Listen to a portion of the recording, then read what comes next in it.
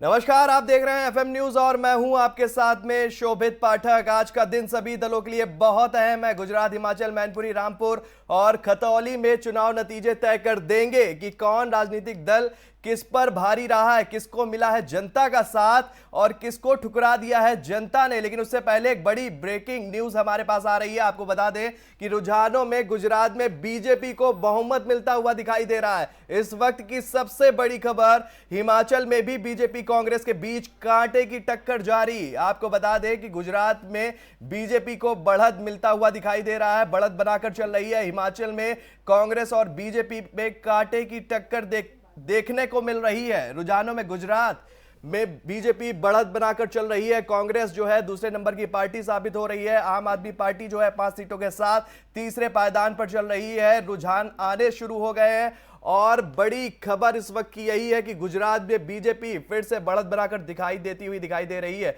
वही हिमाचल की बात करते हैं तो कांग्रेस भी पीछे नहीं है। कांग्रेस और बीजेपी में कड़ा मुकाबला देखने को मिलता हुआ दिखाई दे रहा है। आपको बता दें कि रामपुर, खतौली और मैनपुरी उपचुनाव के नतीजे भी कुछ ही देर बाद हमारे सामने होंगे। मतगणना शुरू हो गई है और तमाम तरह की जो अटकलें हैं उन पर आज विराम लग जाएगा और जनता का प्यार किसे मिला है यह भी पता चल जाएगा। आपको बता दें कि शुरुआती रुझान में गुजरात में बीजेपी बढ़त बनाकर चल रही है। हिमाचल की अगर बात करते हैं तो कांटे की टक्कर भारतीय जनता पार्टी और कांग्रेस के बीच होती हुई दिखाई दे रही है। हिमाचल की जनता जो है 5 साल से ज्यादा किसी पर भरोसा नहीं दिखाती, सबको मौका देती है और अगर ये बात सही साबित हुई तो निश्चित ही तौर पर कांग्रेस बाजी मार ले जाएगी। ये कहना थोड़ी सी जल्दबाजी होगा, लेकिन जनता का विश्वास किसे मिलेगा ये शाम तक नतीजे जो है वो स्पष्ट कर देंगे। आपको बता दें कि गुजरात में बीजेपी को बढ़त मिलती हुई दिखाई दे रही है। आपको बता दें कि गुजरात विधानसभा चुनाव के आज नतीजे आ रहे हैं। वोटों की गिनती भी शुरू हो गई है। गुजरात विधानसभा की 182 सीटों के लिए जो है 1 और 5 दिसंबर को 2 चरणों में मतदान हुआ था। गुजरात में ज्यादातर एग्जिट पोल में जहां बीजेपी की सरकार बनती दिख रही है, वहीं गुजरात में कुल 37 मतगणना केंद्र भी बनाए गए हैं और इनमें अहमदाबाद में 3, सूरत में, आणंद में 2-2 और शेष 30 जिलों में एक केंद्रों पर एक मतगणना केंद्र बनाया गया है, जिसमें मतगणना शुरू हो गई है। पहली की सभी 182 विधानसभा सीटों के लिए पोस्टल बैलेट की मतगणना जारी है और इसके बाद 8:30 बजे से शुरुआत हो गई इलेक्ट्रॉनिक वोटिंग मशीन की मतगणना की। तमाम तरह की अटकलें, तमाम तरह की बयानबाजी और तमाम तरीके के समीकरण जो है वो हमें दिखाई दे रहे हैं। तमाम तरह के बयान भी हैं, राजनीतिक दलों के नेता जो हैं वो करते हुए दिखाई दे रहे हैं। बीजेपी बढ़त बनाकर दिखाई दे रही है गुजरात में। वहीं हिमाचल की बात करते हैं तो कांटे की टक्कर देखने को मिल रही है। हिमाचल की बात कर लेते हैं। हिमाचल प्रदेश में शुरुआती रुझानों में भाजपा और कांग्रेस के बीच कांटे की टक्कर, भाजपा कांग्रेस के बीच मुकाबला बराबर चल रहा है। भाजपा को कह सकते हैं 25 तो कांग्रेस को 30 सीटें मिलती हुई दिखाई दे रही है। अन्य का खाता अभी तक नहीं खुला है। इस वक्त की बड़ी खबर भी है। आज का दिन हर राजनीतिक दल के लिए काफी अहम, क्योंकि आज के दिन का इंतजार काफी लंबे समय से भारतीय जनता पार्टी, कांग्रेस और आम आदमी पार्टी को था। जनता से तमाम वादे किए थे, घोषणा पत्र के जरिए, गारंटी कैंपेन पत्र के जरिए जो है तमाम तरह के वादे जनता से करते हुए राजनीतिक दल देखे गए थे। आज ये पता चल जाएगा, शाम तक पता चल जाएगा कि जनता ने जीत का ताज किसे पहनाया है, किसको अपनी सेवा करने का मौका भी दिया है जनता ने। तो तमाम अपडेट के साथ हम हाजिर हैं आपके साथ में और बड़ी अपडेट आपको बता दें कि बीजेपी में जो है गुजरात में बीजेपी बढ़त बनाती हुई देखी जा रही है। मैनपुरी की बात कर लेते हैं तो मैनपुरी उपचुनाव के लिए मतगणना शुरू हो गई है। नतीजे शाम तक घोषित हो जाएंगे। इस चुनाव पर पूरे प्रदेश की नजर है। उत्तर प्रदेश की नजरें जो हैं, लोगों की नजरें हैं, राजनीतिक दल के जो नेता हैं उनकी भी नजरें जो हैं वो लगातार बनी हुई है। सुबह 8 बजे से सबसे पहले पोस्टल बैलेट से मतपत्रों की गिनती शुरू की गई। शुरुआती रुझानों में मैनपुरी में डिंपल यादव आगे चल रही हैं और यहां भाजपा के प्रत्याशी रघुराज शाक्य उनके सामने है। यहां पर भी जो है समाजवादी पार्टी बीजेपी से बढ़त बनाकर चल रही है। भाजपा और समाजवादी पार्टी के बीच यहां कांटे की टक्कर देखने को मिल सकती है, क्योंकि शुरुआत हो गई है, दिन की शुरुआत हो गई है, मतगणना भी शुरू हो गई है और तमाम दल के जो नेता हैं वो टकटकी लगाकर मतगणना के आंकड़े को देख रहे हैं, समझ रहे हैं कि शाम होते होते तक किसका पड़ला जो है वो भारी होता हुआ दिखाई देगा। आपको बता दें कि मतगणना के लिए प्रत्येक पंडाल में 14 टेबल भी लगाई गई हैं। मैनपुरी की बात कर रहा हूं। पोस्टल बैलेट, ईटीबीपीएस और मतगणना के लिए 28 टेबल लगेंगी, माफ कीजिएगा, लगाई गई हैं। टेबल पर प्रत्येक उम्मीदवार का एक एक गणना अभिकर्ता भी मौजूद है। प्रत्येक पंडाल में वीडियोग्राफर मौजूद रहकर गणना की प्रक्रिया की वीडियो रिकॉर्डिंग भी कर रहे हैं। सीसीटीवी कैमरे जो है 360 डिग्री पर कवर कर रहे हैं। पूरा गणना पंडाल सीसीटीवी की जद में है। आपको बता दें कि इस वक्त की बड़ी खबर, गुजरात में बीजेपी को बढ़त, हिमाचल में बीजेपी और कांग्रेस के बीच कांटे की टक्कर। मैनपुरी उपचुनाव में डिंपल जो है वो आगे चल रही है रघुराज शाक्य से। और वहीं रामपुर की भी अगर बात करें तो रामपुर विधानसभा सीट पर हुए उपचुनाव में जीत का सेहरा किसके सिर बंधेगा, इस बात का आज फैसला हो जाएगा। 5 दिसंबर को हुए मतदान के बाद वोटों की गिनती शुरू हो गई है। दोपहर बाद एक चुनाव परिणाम आ जाएगा।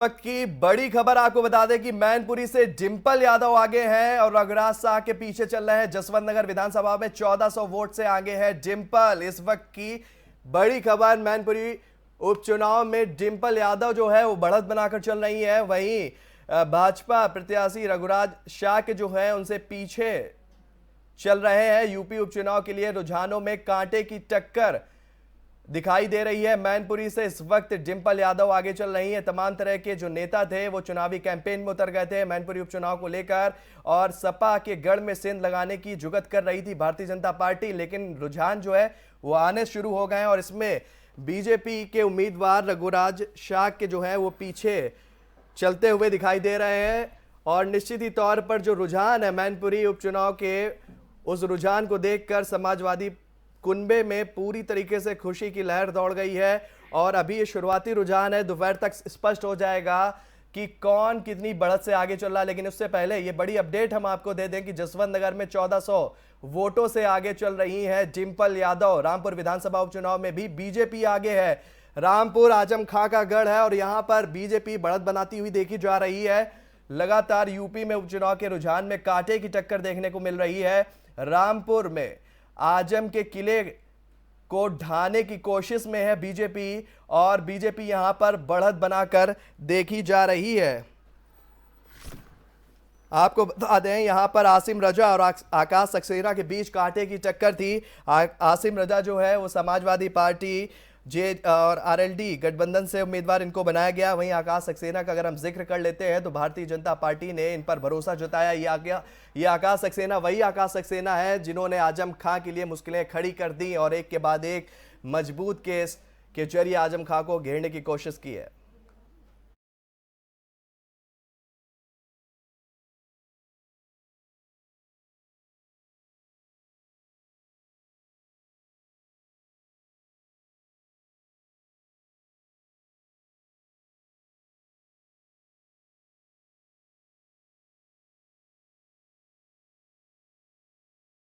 और उससे पहले आपको बता दें कि आप नेता हरभजन सिंह ने क्या कुछ कहा गुजरात चुनाव को लेकर, जरा सुनते हैं। गुजरात का कैसी उम्मीद रखते हैं आप? गुजरात के चुनाव के नतीजे कैसे आएंगे?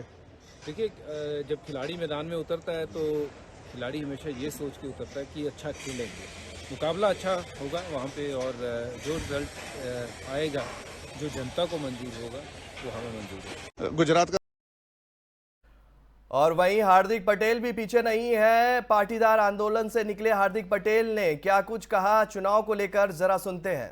गुजरात में जिस हिसाब से सुशासन कायम किया और लोगों को सुरक्षा और सलामती दिया है, तो निश्चित रूप से इस चुनाव में भी बड़े मार्जिन के साथ भारतीय जनता पार्टी का विजय होगा। और गुजरात में जो विजय होगा वो आने वाले 25 साल का गुजरात कैसा होगा वो तय होने वाला है।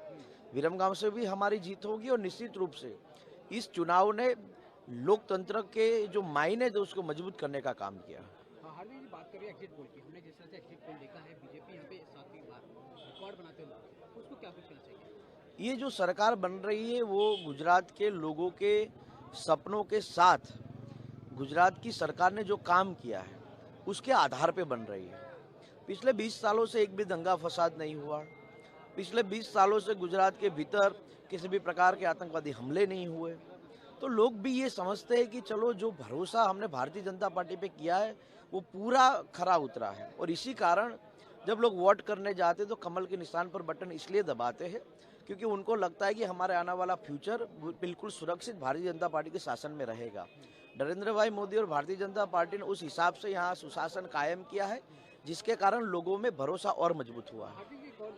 कांग्रेस जिस तरह से यहाँ पे दूसरे नंबर पार्टी थी लेकिन अब वो लगातार पिछड़ती जा रही है, क्या वजह मान रहे हैं? लेकिन कांग्रेस जिस तरह परफॉर्मेंस बात करे, यहाँ के गुजरात की बात करें, दिल्ली एमसीडी की बात करें, किस तरह से देख रहे हैं? कांग्रेस ने गुजरात की अस्मिता और गौरव के खिलाफ काम किया है। जब देखो तब गुजरातियों के खिलाफ टारगेटेबल स्टेटमेंट देना, गुजरात के लोगों को कैसे अपमानित किया जाए उस पर ध्यान देना, इसी कारण गुजरात के लोगों को लगता है कि विपक्ष की भूमिका निभाने में भी कमजोर लोग हैं।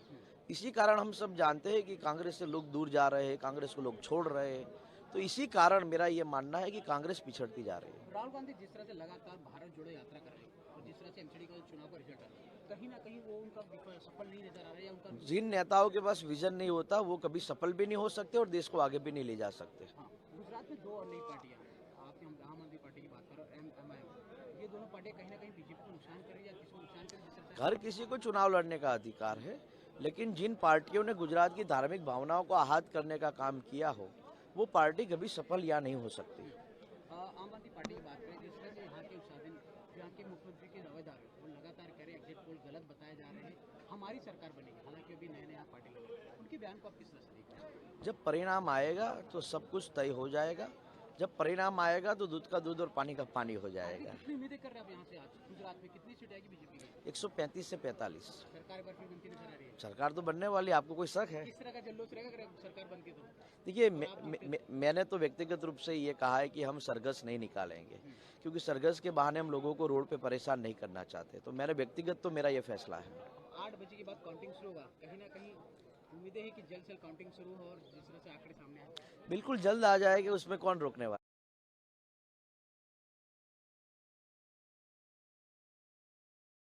बता दें कि गुजरात में रुझानों में बीजेपी को बढ़त मिलती हुई दिख रही है। कांग्रेस जो है वो दूसरे नंबर पर चल रही है, आम आदमी पार्टी जो है वो तीसरे नंबर पर चल रही है। सीटों पर अगर नजर डालते हैं, जो रुझान हमारे पास आ रहे हैं उसमें बीजेपी को 140, कांग्रेस को 31, आम आदमी पार्टी को 4 और अन्य के खाते में अभी तक 1 सीट जो है वो जाती हुई दिखाई दे रही है। तमाम तरह की बयानबाजी भी हमारे साथ आ रही है, तमाम तरह के नेता जो है वो अपनी जीत का दावा कर रहे हैं और एक से एक बड़े वादे जो है जनता से करते हुए दिखाई दे रहे हैं कि अगर हम जीतते हैं तो जनता के लिए बहुत सहूलियत भी प्रदान करेंगे। इस वक्त की बड़ी अपडेट आपको दे दें कि बीजेपी 145 और कांग्रेस 31, आप 4, अन्य के खाते में 1 सीट जाती हुई दिखाई दे रही है। गुजरात, हिमाचल में काउंटिंग जारी। यूपी की अगर बात कर लेते हैं तो उपचुनाव को लेकर वहां पर भी काउंटिंग शुरू हो गई है और यहां पर भी कांटे की टक्कर दिखाई दे रही है।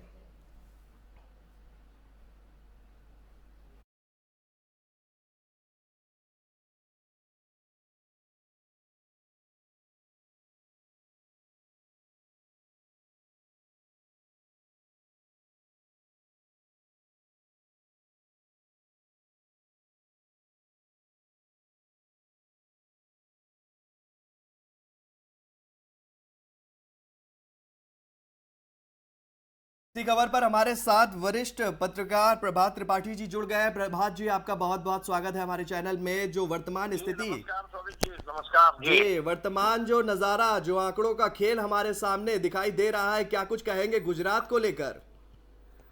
देखिए, निश्चित तौर पे गुजरात को लेकर जिस तरीके से बातें या एग्जिट पोल दिखाई दे रहे थे वही सामने आ रहे हैं, क्योंकि वहां पे जिस तरीके से कांग्रेस एक मजबूत जनाधार के रूप में अभी भी 7वीं बार भी खड़ी हुई है। अभी उसका पंचन खत्म नहीं हुआ वहां, लेकिन जिस तरीके से आम आदमी पार्टी ने वहां पे जाकर अपनी मोदी जी के गढ़ में सेंध लगाई, ये भी आम आदमी पार्टी की एक तारीफ की जाएगी कि उन्होंने लगभग 18% वोट वो छटका है कांग्रेस से। अगर वो केजरीवाल को भले सीटें ज्यादा नहीं मिल रही है लेकिन उनका वोटों परसेंटेज 18% करीब आ रहा है। ऐसी स्थिति में वो नुकसान कांग्रेस की तरफ से ही हुआ है और 7वीं बार भारतीय जनता पार्टी गुजरात में सरकार बनाती हुई दिखाई दे रही है।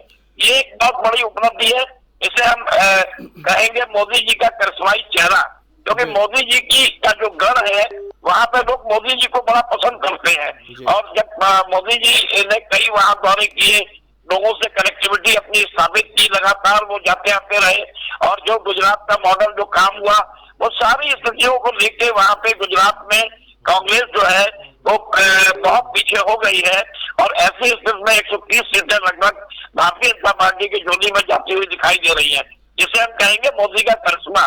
लेकिन केजरीवाल की आम आदमी पार्टी का भी वहां पे प्रवेश होना गुजरात में, ये निश्चित तौर पे जहां जहां कांग्रेस कमजोर है वहां पे केजरीवाल उभर रहे हैं। तो केजरीवाल का भी आने वाला समय वक्त अगले चुनाव में अच्छा हो सकता है, लेकिन इस चुनाव में उनको सीटें ज्यादा नहीं मिल रही हैं। लेकिन उन्होंने कांग्रेस के गढ़ में घुस के कांग्रेस की वोट में शहद लगाई है, चाहे वो मुस्लिम मतदाता हो, चाहे पटेल मतदाता हो, चाहे आपका और भी मतदाता वर्ग के मतदाता हो। जी। देखिए प्रभात जी, गुजरात में आम आदमी पार्टी ने जिस तरीके से एन वक्त पे एंट्री की और जिस तरीके से मजबूती के साथ अपने पक्षों को रखा, बीजेपी को तो नुकसान होता हुआ नहीं दिखाई दे रहा है, लेकिन इससे कांग्रेस जरूर नुकसान खा गई है। नहीं, मैंने कहा ना कि निश्चित तौर पर जिस तरीके से अभी कांग्रेस के युवराज ने एक भारत जोड़ो यात्रा निकाली, लेकिन उसका कोई इम्पैक्ट वहां नहीं पड़ा। देखिए गुजरात में 7वीं बार भारतीय जनता पार्टी सरकार बनाने जा रही है, लेकिन ऐसी स्थिति में कांग्रेस का खड़ा रहना वहां पे, कांग्रेस भी ऐसा नहीं 40-50 सीटें के आसपास, 40 सीटों के आसपास है वो वहां पे, पिछले बार 77 थी। लेकिन केजरीवाल का जाना और जो मुस्लिम मतदाता है, लगभग 40% वोट मुस्लिम मतदाताओं का केजरीवाल ने हासिल किया है। तो जब 18% वोट किसी पार्टी को मिला है तो कहीं ना कहीं उसका नुकसान जो है वो भारतीय कांग्रेस को हो रहा है, क्योंकि भारतीय जनता पार्टी को 2 और 3% से ज्यादा वोट का इजाफा हुआ है, वोट ऑफ परसेंटेज का, और कांग्रेस का लगभग 10% वोट गुजरात में गिर गया है। तो ऐसी स्थिति में केजरीवाल की पार्टी वहां अगर अपनी उपस्थिति दर्ज करा रही है तो वो निश्चित तौर पे काबिले तारीफ है, चाहे वो केजरीवाल का मॉडल हो या आपके दिल्ली का जो कामकाज हो, वो अपना प्रभाव डालने में वहां सफल हुए हैं। लेकिन मोदी के दल को ध्वस्त नहीं कर पाए हैं। केजरीवाल जिस तरीके से दावा कर रहे थे कि अब की बार गुजरात में मेरी सरकार बनेगी, और लगातार एंटी इनकम्बेंसी के बाद 7वीं बार सरकार बनाना, ये एक इतिहास है राजनीति का, भारत की राजनीति का ये एक इतिहास है कि पहले कभी वामपंथी पार्टियों की सरकार हुआ करती थी, में नजारा देखने को मिला था। जी, पहले वामपंथी सरकार हुआ करती थी इस देश के अंदर, जो 10-12 बार बंगाल में सरकार बनाती थी। लेकिन इतिहास ये एक है कि भारतीय जनता पार्टी 7वीं बार वहां पे मोदी के करिश्माई चेहरे के कारण 138 सीटें लगभग जीतती हुई दिखाई दे रही है। जी अच्छा, एक चीज और आपसे जानना चाहेंगे, देखिए जब चुनाव कैंपेनिंग हो रही थी तो बीजेपी ने पूरी ताकत झोंक दी थी, आम आदमी पार्टी ने भी पूरी ताकत झोंकी थी, लेकिन कांग्रेस के प्रचार की अगर गति को देखते हैं तो वो इतनी तेज नहीं थी। लेकिन फिर भी जो सीटों का आंकड़ा हमें देखने को मिल रहा है, शुरुआती रुझान जो हमारे सामने है, उसमें कांग्रेस जो है वो अच्छा प्रदर्शन करती हुई नजर आ रही है। अगर थोड़ी सा जोर और लगा देते तो हो सकता था कि आंकड़े कुछ और होते। सवाल किया था कि कांग्रेस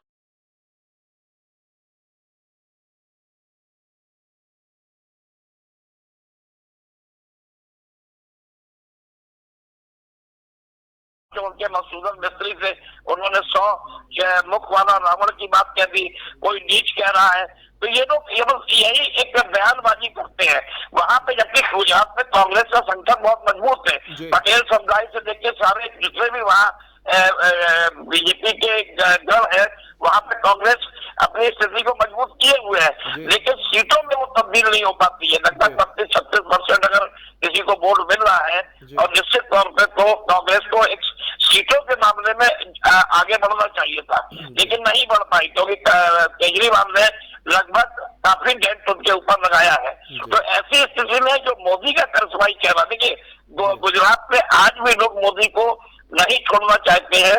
वोट और सरकार वहाँ भूपेश पटेल मुख्यमंत्री है, उनके चेहरे पे चुनाव ही नहीं हुआ, कई चेहरे बदले गए वहां पे अभी बीच में। ऐसी स्थिति में मोदी का चेहरा, और मोरबी कांड होने के बावजूद भी कांग्रेस उसका व्यापक फायदा नहीं उठा पाई, और मोदी जी वहाँ जिस तरीके से उन्होंने रोड शो किया, जिस तरीके से अपने घर में जाके उन्होंने अपनी कनेक्टिविटी को बनाए रखा, तो निश्चित तौर पे वहां अभी कह सकते हैं कि भारतीय जनता पार्टी का वो गढ़ है, वो उस गढ़ को ध्वस्त करने के लिए कौन सी पार्टी आगे आएगी ये अभी भविष्य के गर्भ में कैद है।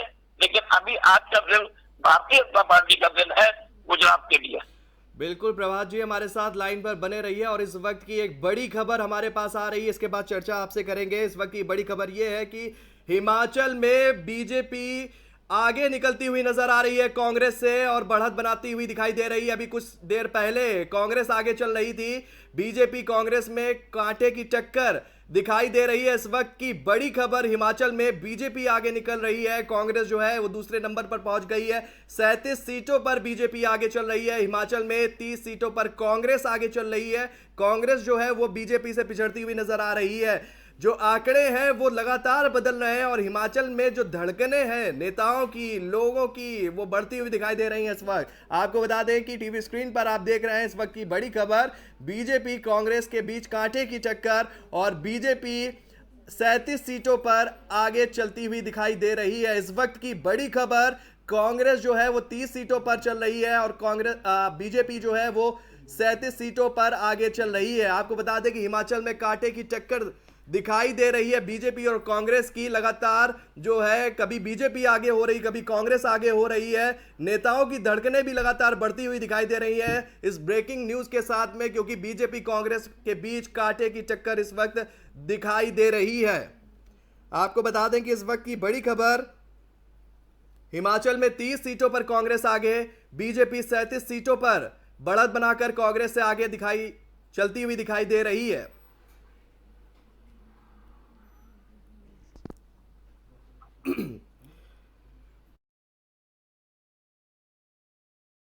बात जी देखिए, इस वक्त की एक बड़ी खबर भी आ रही है कि हिमाचल में बीजेपी फिर से आगे हो गई है और कांग्रेस अभी तक आगे चल रही थी। लेकिन बात हम गुजरात की कर रहे थे आपसे, तो गुजरात के ही मुद्दे पर वापस आना चाहेंगे। देखिए समीकरण लगातार बन रहा है और बिगड़ रहा है गुजरात में, लेकिन जो है परिवर्तन होता हुआ नहीं दिख रहा। लगातार बीजेपी का जो विजयी रथ है वो उसका आंकड़ा 145 के पार जाता हुआ दिखाई दे रहा है। क्या कुछ कहना चाहेंगे?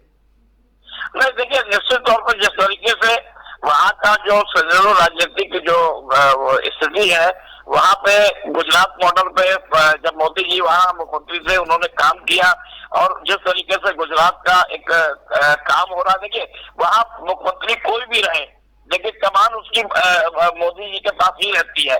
चाहे भूपेंद्र पटेल रहे और उसके पहले आनंदीबेन पटेल रही और भी मुख्यमंत्री रहे, कई मुख्यमंत्री बदले गए, लेकिन उसकी कमान मॉनिटरिंग पूरी पीएमओ से होती है, दिल्ली से ही होती है। क्योंकि गुजरात एक ऐसा राज्य है कि अगर वो भारतीय जनता पार्टी के हाथ से निकल गया तो निश्चित तौर पर देश की राजनीति का एक नया सूत्रपात होगा कि फिर कांग्रेस वापस आ रही है। लेकिन कांग्रेस वहां पे लगातार कमजोर हो रही है। चाहे पटेल समुदाय पास देखिए, हार्दिक पटेल उनको छोड़ के आए, भारतीय जनता पार्टी में आ गए और वो जीत की ओर जा रहे हैं।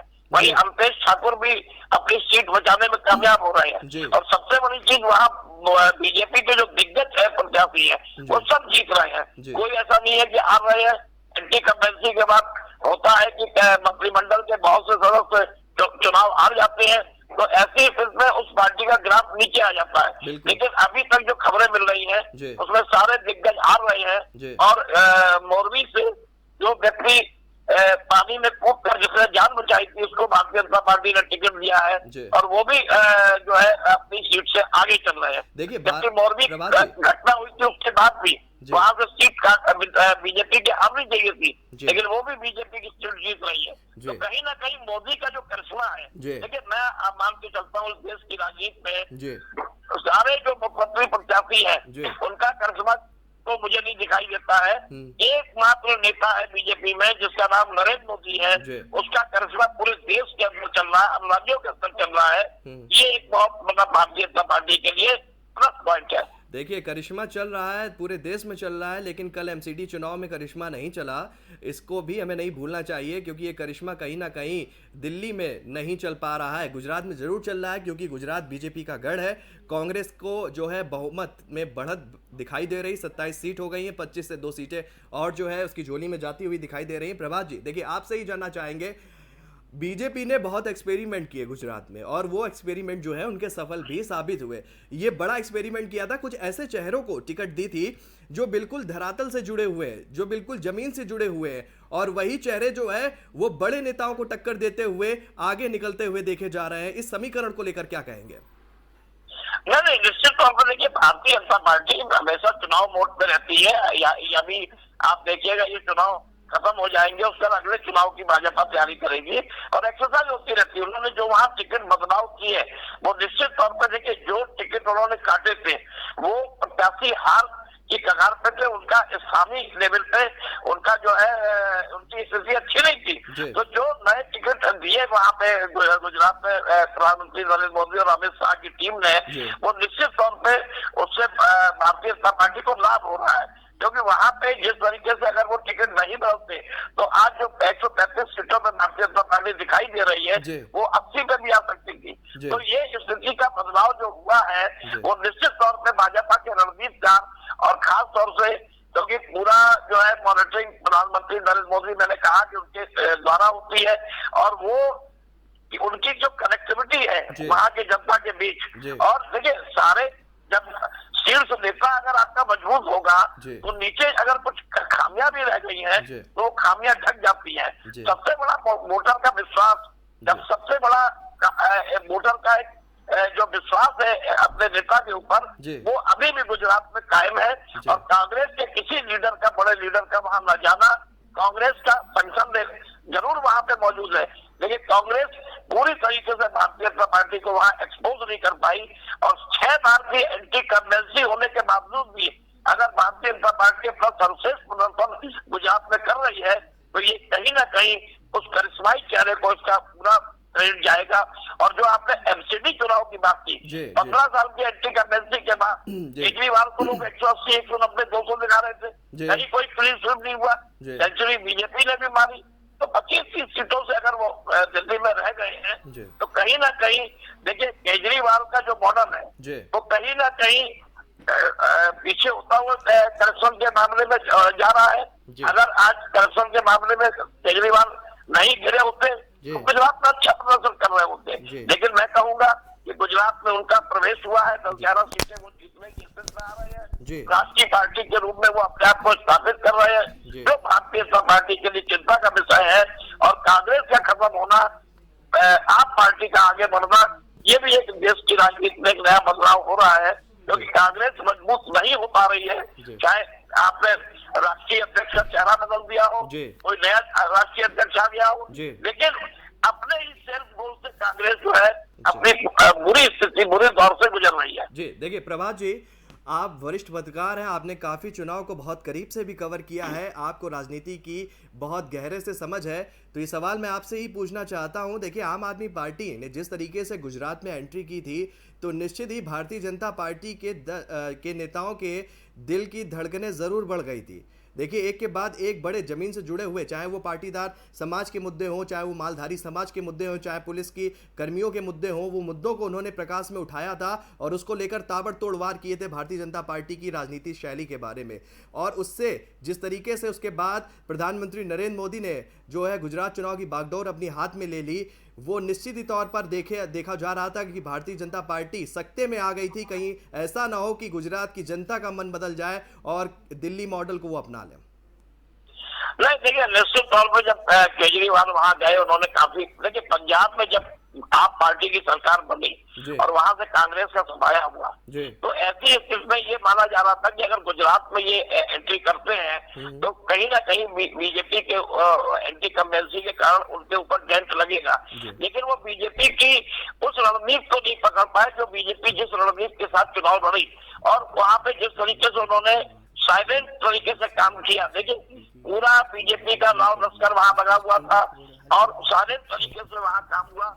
लेकिन निश्चित तौर पे गुजरात में जिस तरीके से केजरीवाल ने पाटीदार समुदाय हो या अन्य समुदाय हो, वहां पे उन्होंने सेंध लगाई। लेकिन उनके जो ईश्वर गढ़ी जो उन्होंने जिस तरीके से एंकर को लाके बात की, सीएम चेहरा घोषित किया, वो अपनी सीट हार रहे हैं। तो ऐसी स्थिति में वहां पे अभी आप आम आदमी पार्टी को अपना दिल्ली मॉडल ले जाने में बहुत दिक्कत होगी, क्योंकि मॉडल गुजरात का हावी है, दिल्ली के मॉडल में कुछ दाग लग रहे हैं। दिल्ली दिल्ली के मॉडल में कुछ चेहरे खराब नजर आ रहे हैं। जब तक केजरीवाल अपने उन चेहरों को जिस मकसद से उन्होंने देश की राजनीति को उन्होंने ज्वाइन किया था, वो मकसद उनका कहीं ना कहीं अभी कमजोर पड़ रहा है। उनको अपने चेहरे भी ठीक करने पड़ेंगे। आप किसी राज्यों में जाते हैं तो थोड़ा समय लगता है, लेकिन आने वाले 5 साल बाद वहां पे आम पार्टी की स्थिति अच्छी होगी, क्योंकि उन्होंने जो सेंध लगाई है 18-20% वोट प्राप्त कर लेना पहली बार, ये एक बहुत बड़ी उपलब्धि है। तो ये कहीं ना कहीं भारतीय जनता पार्टी के लिए भी खतरे की गलती हो सकती है और कांग्रेस के लिए तो निश्चित तौर पर है, क्योंकि कांग्रेस का ये चुनाव बहुत अच्छा चुनाव माना जा रहा था कि भारतीय जनता पार्टी से अगर कोई करारी टक्कर देने की स्थिति में है वो कांग्रेस है। लेकिन कांग्रेस के शीर्ष नेतृत्व ने वहां पे बिल्कुल सुन नहीं दी, वहां गए नहीं, वहां पे कोई उनका चेहरा नहीं था ऐसा जो मोदी के चेहरे के सामने टक्कर दे सके। बिल्कुल प्रभात जी, बहुत समीकरण बन रहे थे, बहुत समीकरण जो है अब वो ध्वस्त होते हुए नजर आ रहे हैं। जिस तरीके से तमाम बड़े नेता बयानबाजी करते हुए नजर आ रहे थे कि जीत हमारी होगी, वहां कांग्रेस का अगर ग्राफ की बात करें, जैसा आपने भी जिक्र किया कि कांग्रेस यहां पर अच्छा प्रदर्शन कर सकती थी लेकिन उसने किया नहीं, और उसकी सबसे बड़ी वजह आप किसे मानते हैं, क्यों नहीं कर पाई अच्छा प्रदर्शन? नहीं, देखिए वहां पे जिस तरीके से बीजेपी की जो एंटी कन्वेंसी, देखिए वो जिस मुद्दों को लेके जाना चाहती थी वो मुद्दे वहां पे वो उठा ही नहीं पाई, और उन मुद्दों को आम आदमी पार्टी ने पकड़ा। जिस तरीके से फ्री बिजली में उन्होंने जो बात प्रभात जी, मैं आपको एक मिनट के लिए रोकना चाह रहा हूं क्योंकि इस वक्त की हमारे पास एक बड़ी खबर आ रही है, इसके बाद फिर इसी मुद्दे पर चर्चा करेंगे। आपको बता दें कि हिमाचल में बीजेपी की बढ़त के बाद में बड़ा जो है यहाँ पर ये कदम दिखाई दे रहा है। यूपी उपचुनाव के रुझानों में डिंपल आगे दिखाई दे रही हैं और डिंपल जो है लगातार बढ़त बनाकर चल रही है रघुराज शाह के से, और रामपुर में 129 वोटों से सपा के आसिम रजा आगे निकल गए हैं। देखिए लुका छिपी का खेल चल रहा है, बढ़त के साथ में आगे पीछे का भी खेल चलता हुआ दिखाई दे रहा है। अभी तक रामपुर में जो है बीजेपी आगे चल रही थी, लेकिन आसिम रजा जो है वो बाजी मारते हुए दिखाई दे रहा है फिलहाल के रुझानों को पर गौर करें तो। और मैनपुरी सदर में जसवंत नगर में जो है लगातार वहां से बढ़त बनाती हुई देखी जा रही। भोगाव और किशनी में बीजेपी आगे चल रही है। इस वक्त की बड़ी खबर देखिए, किशनी भी कह सकते हैं कि सैफई से लगा हुआ क्षेत्र आता है, भोगाव जो है मैनपुरी से काफी नजदीक है, और ये जो है समाजवादी पार्टी का गढ़ है। यहाँ पर जो है इस वक्त बीजेपी आगे चल रही है।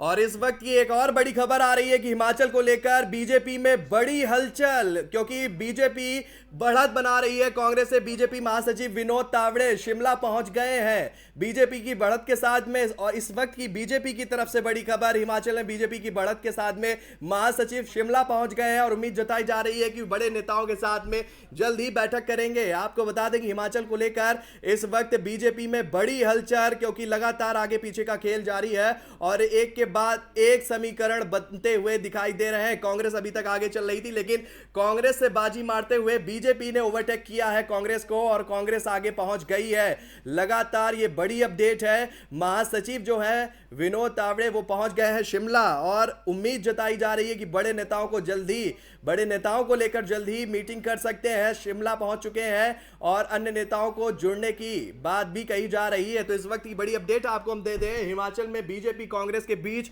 कड़ी टक्कर, और इस कड़ी टक्कर में कांग्रेस को ओवरटेक करती हुई नजर आ रही है भारतीय जनता पार्टी।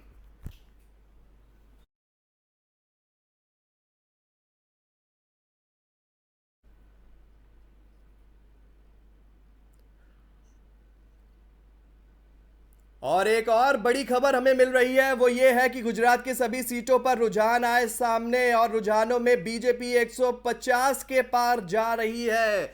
इस वक्त की बड़ी खबर, गुजरात रुझानों में बीजेपी बहुमत मारती हुई दिखाई दे रही है, बहुमत साबित करती हुई दिखाई दे रही है। और जैसा ही उम्मीद जता रहे थे तमाम राजनीतिक विशेषज्ञ, तमाम राजनीतिक दल के बात कर रहे थे कि बीजेपी कहीं ना कहीं उनसे 21 साबित हो सकती है, तो वो बात अब सच साबित होती हुई दिखाई दे रही है। गुजरात की सभी सीटों पर रुझान धीरे धीरे सामने आ रहे हैं। रुझानों में बीजेपी 150 के पार और बहुमत के आंकड़े को पर पहुंचती हुई और जीत दर्ज करती हुई नजर आ रही है। कांग्रेस जो है वो दूसरे नंबर पर, और आम आदमी पार्टी जो है, जो उम्मीद जता रही थी कि इस बार गुजरात की जनता जो है दिल्ली मॉडल को पसंद करेगी, लेकिन वो मॉडल गुजरात में नहीं चल पाया है और लगातार तीसरे नंबर पर उपस्थिति अपनी दर्ज करा रही है। अन्य के खातों पर भी कुछ सीटें गई हैं, लेकिन उससे पहले ये बड़ी अपडेट आपको दे दें कि गुजरात में बीजेपी जो है सत्ता के करीब पहुंचती हुई फिर से एक बार नजर आ रही है। भारतीय जनता पार्टी के झंडे और कार्यकर्ताओं में रुझानों को लेकर जोश देखते हुए बन रहा है। आपको बता दें कि इस वक्त की बड़ी खबर,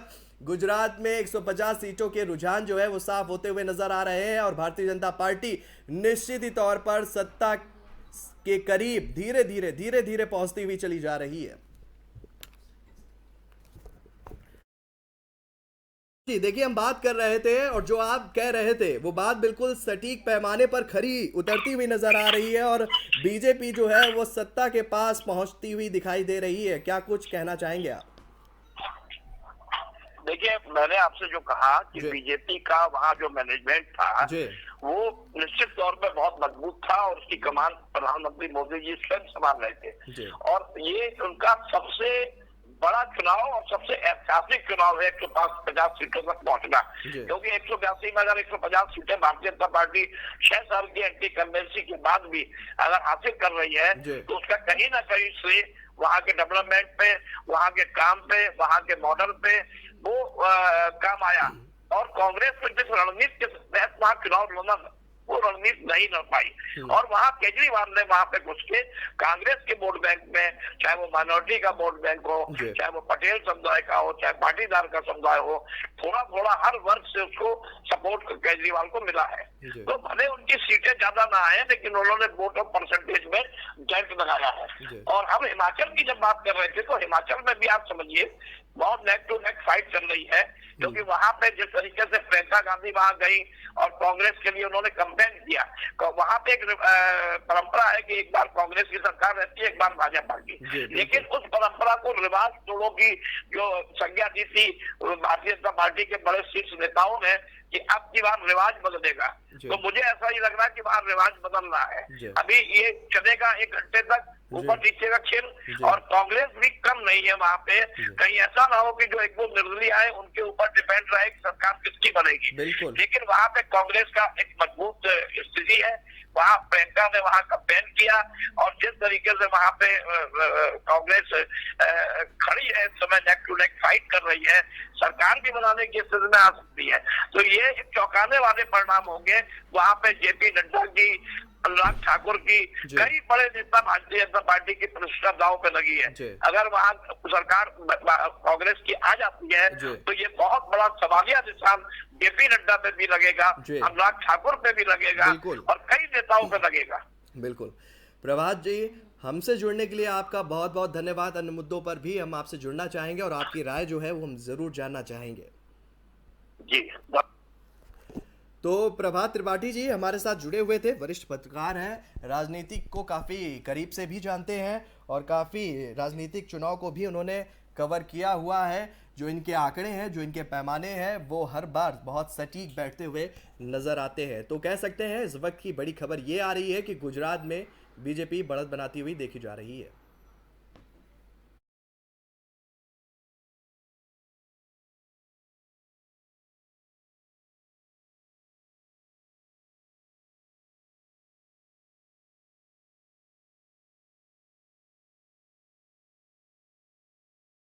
तो गुजरात जो है वो बढ़त बीजेपी उसमें बनाती हुई देखी जा रही है, लेकिन उससे पहले आपको बता दें कि प्रशांत कुमार एडीजी हैं उत्तर प्रदेश के, उन्होंने एक बयान दिया है। उन्होंने क्या कुछ कहा है जरा सुनते हैं। कल दिनांक 8 दिसंबर को उत्तर प्रदेश में 3 उपचुनाव, जिसमें कि मैनपुरी लोकसभा तथा रामपुर तथा खतौली विधानसभा के मतगणना का कार्यक्रम प्रस्तावित है। इस हेतु इन सभी जगहों पे जहाँ की मतगणना होनी है, व्यापक सुरक्षा व्यवस्था सुनिश्चित कराई गई है। ईवीएम को केंद्रीय अर्धसैनिक बलों के सुरक्षा में रखा गया है।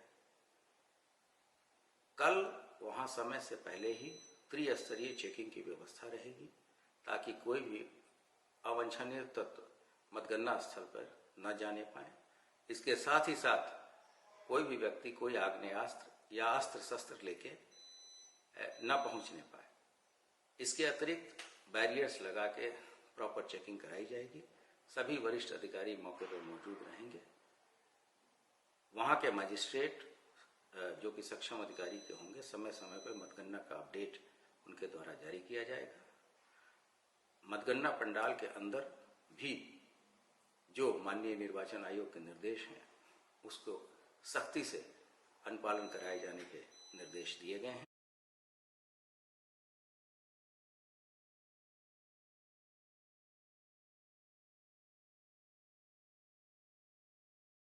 और इस वक्त की एक बड़ी खबर हमारे सामने आ रही है। आपको बता दें कि लगातार जो है चुनाव प्रक्रिया चल रही है, मतगणना की प्रक्रिया चल रही, माफ कीजिएगा।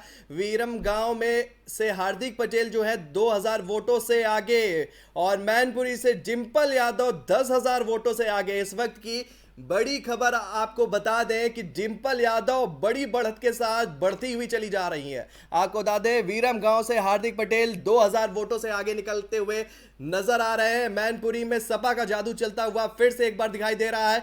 10,000 वोटों से आगे निकलती हुई नजर आ रही हैं डिंपल यादव। रघुराज शाह के जो जिन पर भारतीय जनता पार्टी ने उम्मीद जताई थी, भरोसा जताया था, विश्वास जताया था, वो अब पिछड़ते हुए नजर आ रहे हैं। मैनपुरी से डिंपल यादव 10,000 वोटों से आगे निकल रही हैं और हार्दिक पटेल भी जो है गुजरात में उन्हें जिस दिन का इंतजार था उस दिन की तरफ वो बढ़ते हुए चले जा रहे हैं। कांग्रेस को जिस उम्मीद के साथ उन्होंने अलविदा कहा था, भारतीय जनता पार्टी का दामन उन्होंने जिस तरीके से थामा था, वो दामन जो है सफल होता हुआ दिखाई दे रहा है, क्योंकि लगातार 2000 वोटों से आगे निकलते हुए नजर आ रहे हैं। 2000 वोट अगर विधानसभा चुनाव में आंकड़ों को देखते हैं तो ज्यादा आंकड़ा बड़ा नहीं है, लेकिन 2000 की संख्या निश्चित ही तौर पर एक अच्छी खासी संख्या है, आंकड़ों की एक अच्छी खासी संख्या है, जिस पर उम्मीदवार जो है विश्वास जताने लगता है कि विजयी तो हम ही होंगे। तो देखने वाली बात यह होगी कि शाम तक नज़ारे और नजरिए किस तरीके से बदलेंगे और कौन जो है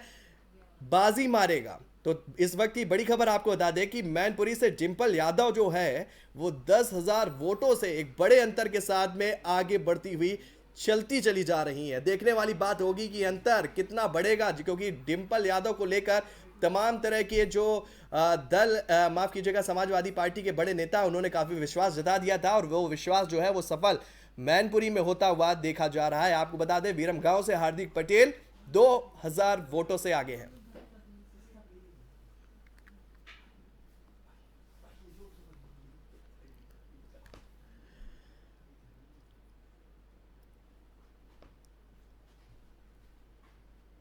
और इस वक्त की एक और बड़ी खबर, घाट लोटिया से बीजेपी के भूपेंद्र पटेल 25,000 वोट से आगे। भूपेंद्र पटेल सीएम है गुजरात के और इसके बाद उन्हें भी सफलता मिलती हुई नजर आ रही है। 25,000 वोटों से एक लंबे आंकड़े के साथ में, एक लंबी बढ़त के साथ में बढ़ते हुए दिखाई दे रहा है भूपेंद्र पटेल। घाट लोटिया से बीजेपी के जो है प्रत्याशी बनाए गए थे। भूपेंद्र पटेल वर्तमान में सीएम भी रहे हैं बीजेपी से गुजरात में। वो 25,000 वोटों से आगे निकलते हुए दिखाई दे रहे हैं। बीजेपी में कार्यकर्ताओं में और यहां तक कि उनके नेताओं में खुशी की लहर जो है गुजरात में दौड़ती हुई, ढोल नगाड़ों की थाप जो है वो अभी से ही सुनाई दे रही है। और भूपेंद्र पटेल एक बार फिर से बढ़त बनाते हुए 25,000 वोटों से आगे निकलते हुए चले जा रहे हैं। ये चुनाव उनके लिए इसलिए भी अहम है क्योंकि प्रतिष्ठा उनकी भी दांव पे लगी थी, क्योंकि विजय रूपाणी के बाद भारतीय जनता पार्टी ने उन पर भरोसा जताया था और भूपेंद्र पटेल के हाथ में गुजरात की सत्ता की चाबी दे दी थी और फिर उस चाबी से ताला खोलने के लिए फिर से बढ़ते हुए नजर आ रहे हैं भूपेंद्र पटेल। 25,000 वोटों से आगे दिखाई दे रहे हैं चलते हुए। इस वक्त की बड़ी खबर आपको बता दें कि भूपेंद्र पटेल 25,000 वोटों से आगे चल रहे हैं।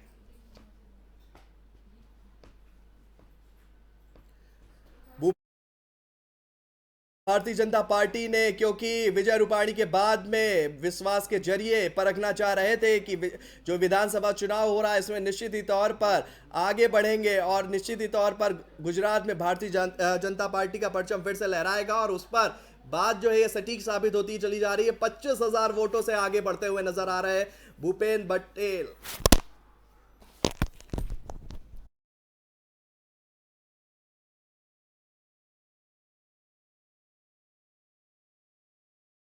एक और बड़ी खबर हमें मिल रही है हिमाचल से। आपको बता दें हिमाचल में सभी सीटों पर रुझान आए सामने।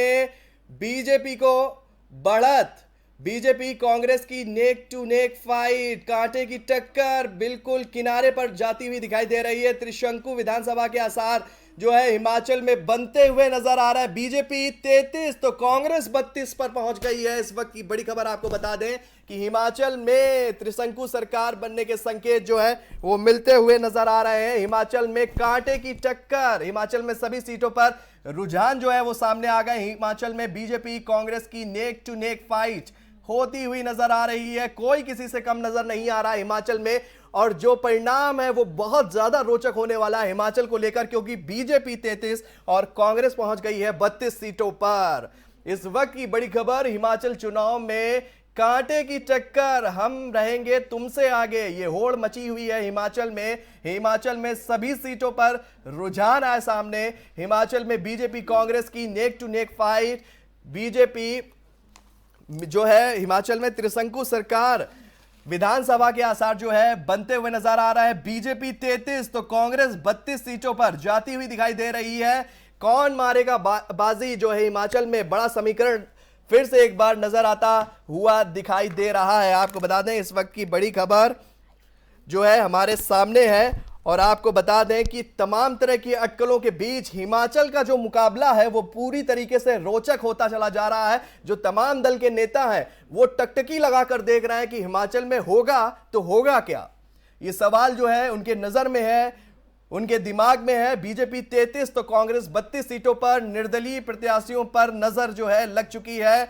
महासचिव है हिमाचल के, माफ कीजिएगा, बीजेपी के महासचिव हैं, वो भी अभी कुछ देर बाद शिमला पहुंचे हैं। बीजेपी नेताओं के साथ बैठक भी अभी कुछ ही देर बाद होगी, ऐसी जानकारी हमें मिल रही है सूत्रों के हिसाब से। आपको बता दें कि हिमाचल में त्रिशंकु विधानसभा सरकार जो है बनते हुए नजर आ रहे हैं। बीजेपी 33 तो कांग्रेस 32 सीटों पर जाती हुई दिखाई दे रही है।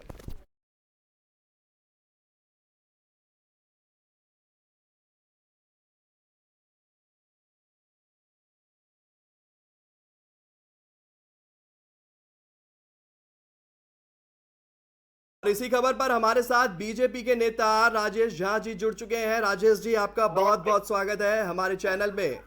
जो ये तमाम आंकड़े थे, तमाम जो समीकरण थे, गुजरात में जिस तरीके से बीजेपी की आंधी फिर से एक बार दिखाई दे रही है, हिमाचल में कांटे की टक्कर, और मैनपुरी उपचुनाव की अगर बात करते हैं तो सपा के हाथ में पूरी तरीके से बाजी जाते हुए दिखाई दे रही है। क्या कुछ कहना चाहेंगे? देखिए शोभित जी, जहाँ तक गुजरात की बात है, गुजरात की स्थिति तो आप 27 साल से हम लोग लगातार यही देख रहे हैं। वहाँ सुशासन की सरकार, विकास की सरकार, गुजरात मॉडल, मोदी जी फैक्टर, और वहाँ के जनता के अंदर भारतीय जनता पार्टी को छोड़कर दूसरे किसी को स्वीकार नहीं है। चाहे कांग्रेस हो, चाहे आम आदमी पार्टी हो, चाहे ओबीसी हो, सभी ने अपने लिए आजमाइश किया, लेकिन जनता ने उसे सिरे से नकार दिया है। कुछ मामूली सीट को छोड़कर बाद बाकी लगभग 182 में से लगभग 150 सीटों के ऊपर भारतीय जनता पार्टी को जनता ने आशीर्वाद दिया। मैं गुजरात की जनता को बहुत बहुत बधाई और धन्यवाद भी देना चाहता हूं कि उन लोगों ने लगातार भारतीय जनता पार्टी के ऊपर विश्वास बनाए रखा है। जहां तक सवाल हिमाचल की है, हिमाचल में स्थिति कांटे की टक्कर है। हिमाचल का ट्रेंड जो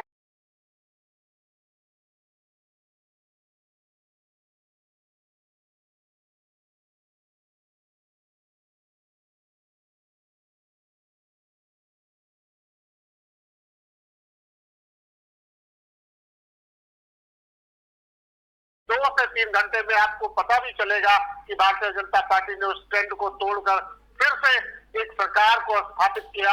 और देखिए राजेश जी, मैं आपको बीच में 1 मिनट रोकना चाह रहा हूं कि एक बड़ी खबर हमें मिल रही है। वो बड़ी खबर ये है कि कांग्रेस ने गुजरात में मान ली है हार। इस वक्त की सबसे बड़ी खबर हमें मिल रही है कि गुजरात में कांग्रेस जो है उसने हार मान ली है। कांग्रेस के आधिकारिक तौर पर कांग्रेस ने अपनी हार मान ली है। गुजरात में बीजेपी के विजयी रथ को रोकने में एक बार फिर से कांग्रेस नाकाम रही है। कांग्रेस अध्यक्ष जगदीश ठाकुर ने जो है एक बयान दे दिया है। उन्होंने कहा है कि कांग्रेस जो है गुजरात में उसने सार्वजनिक रूप से हार स्वीकार कर ली है। इस वक्त की बड़ी खबर हमारी टीवी स्क्रीन पर कांग्रेस ने आधिकारिक तौर पर मानी हार। गुजरात में बीजेपी का विजय रथ जो है तूफानी अंदाज में बढ़ता हुआ नजर आ रहा है। गुजरात कांग्रेस अध्यक्ष जगदीश ठाकुर ने हार मान ली है। उन्होंने बयान दिया है कि हम गुजरात जो है वो हार गए हैं। इस वक्त की बड़ी खबर, और बहुत जल्दबाजी कर दी है इस वक्त गुजरात में कांग्रेस ने, कह सकते हैं जल्दबाजी उनके साथ आंकड़ों ने भी कर दी है, क्योंकि आंकड़े जो है लगातार सिमट गए हैं। 25-26 का आंकड़ा पार नहीं कर पा रहे हैं, और उसको लेकर कांग्रेस अध्यक्ष जगदीश ठाकुर ने हार मान ली है। इस वक्त की बड़ी खबर हमारे सामने आ रही है। वो खबर ये है कि कांग्रेस ने आधिकारिक तौर पर हार मान ली है। आपको बता दें कि गुजरात में बीजेपी बढ़त बनाती हुई सुबह से ही देखी जा रही थी, और अभी समय ज्यादा नहीं हुआ है, लेकिन एक बड़ा बयान दे दिया है कांग्रेस अध्यक्ष जगदीश ठाकुर ने। गुजरात के कांग्रेस अध्यक्ष है जगदीश ठाकुर, उन्होंने हार मान ली है, हार को स्वीकार कर लिया है, और कांग्रेस जो है यहां पर एक बार फिर से बीजेपी से पिछड़ गई है। कांग्रेस की उस तमाम उम्मीदों पर जो है वो पानी फिर गया है, जो उन्होंने जताई थी कि जीतेंगे तो हम ही, वो जीत का शब्द वहां तक वो नहीं पहुंच पाई। और आधिकारिक बयान भी आ गया है कांग्रेस अध्यक्ष जगदीश ठाकुर का कि वो हार रहे हैं गुजरात। तो आपको बता दें कि इस वक्त की बड़ी खबर हमारे सामने, गुजरात में कांग्रेस ने मानी हार।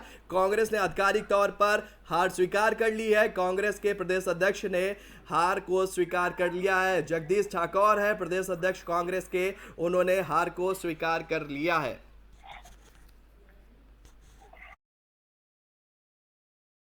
जी बड़ी खबर भी आ गई है, और कांग्रेस के जो प्रदेश अध्यक्ष हैं जगदीश ठाकुर, उन्होंने हार को स्वीकार भी कर लिया है। क्या कहेंगे, जल्दबाजी कर दी? नहीं, कोई जल्दीबाजी नहीं की है। देखिए, उनको अपना मंथन करना होगा, चिंतन करना होगा, और उन्होंने जो किया है बहुत सही समय पर सही बात उन्होंने कर दिया है। सुबह 10 बजे मंथन चिंतन।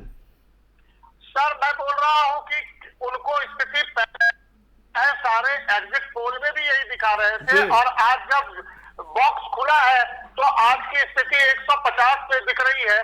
तो जहां पर 182 में से 150 सीट के ऊपर लीड भारतीय जनता पार्टी के दिख रही है, तो वहां पर वो अभी इस चीज को स्वीकार करें, 1 घंटे के बाद करें, उनको पता है कि कुछ होने वाला तो है नहीं। तो इसके ऊपर तो उन्होंने अपना जो बयान देना था एज ए प्रदेश अध्यक्ष, उनको अपनी रिस्पॉन्सिबिलिटी लेनी थी, और उन्होंने लिया है। और ये बात कोई नई बात नहीं है।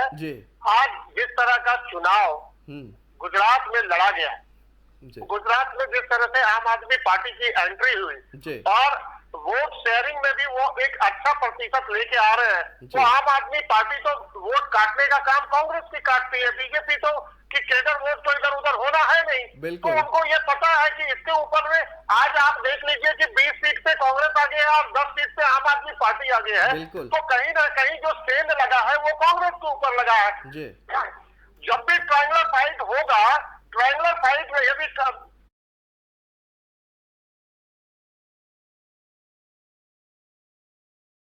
मिलता, फिर भी मैं बोलता हूं कि 15 साल लगातार काम करने के बाद इस तरह से रिजल्ट आना, इतना प्रचंड बहुमत, आज 27 साल लगातार सरकार वहां पर भारतीय जनता पार्टी के बाद भी है।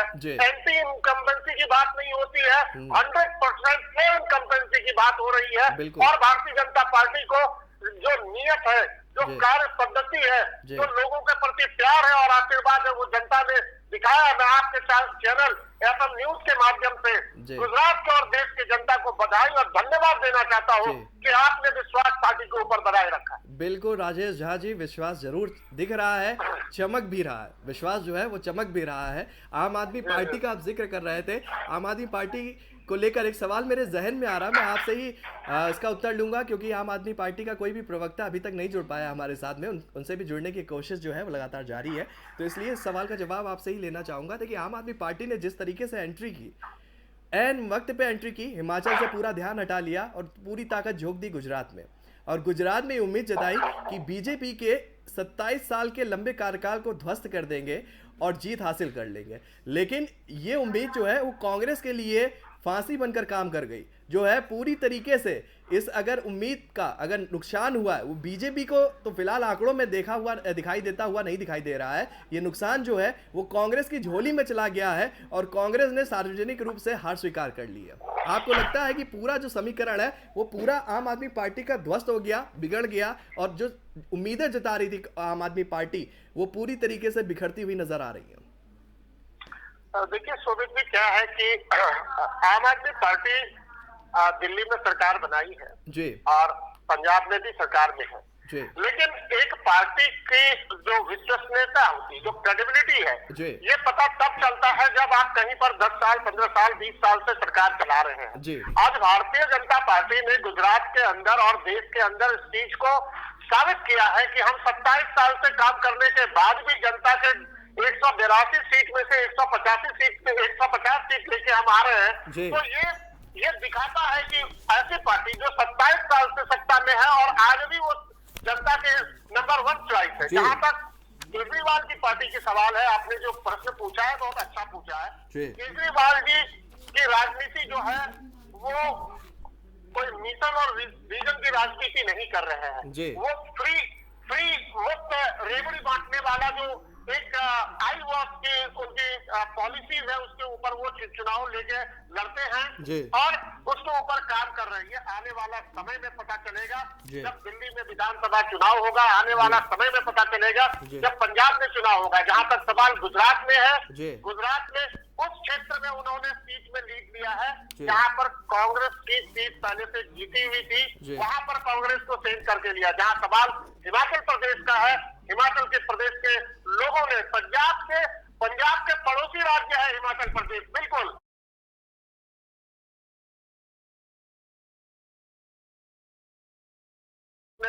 राजेश जी, आपको एक मिनट रोकना चाहूंगा क्योंकि एक और बड़ी खबर हम तक पहुंच रही है।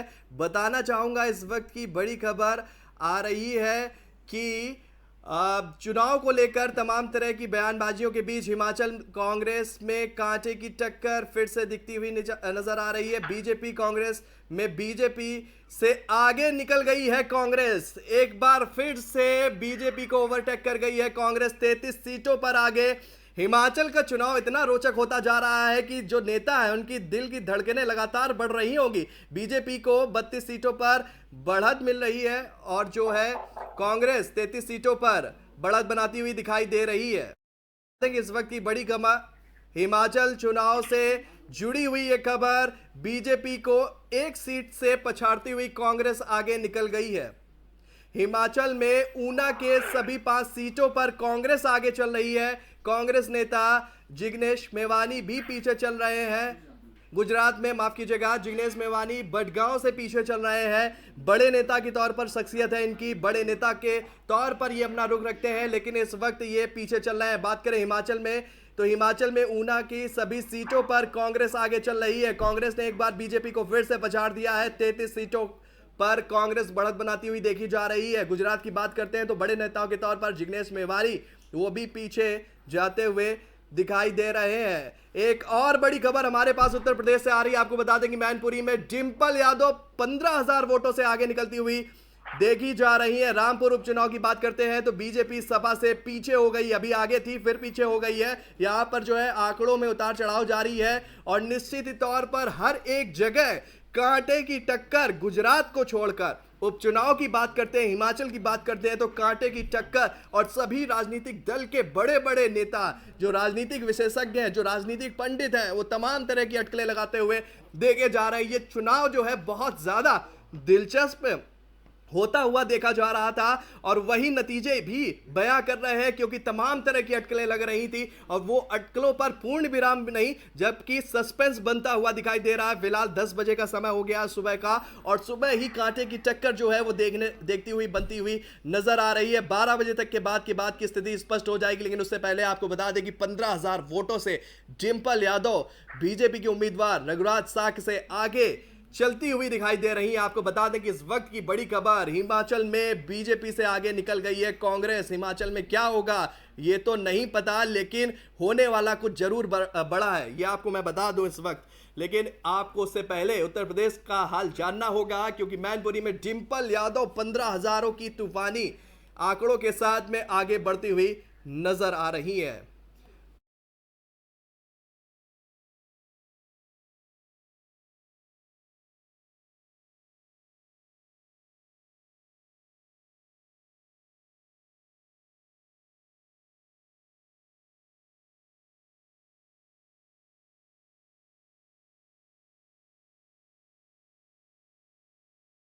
रहे हैं छोटे से ब्रेक लिए, लेकिन ब्रेक के बाद जल्द ही हाजिर होंगे।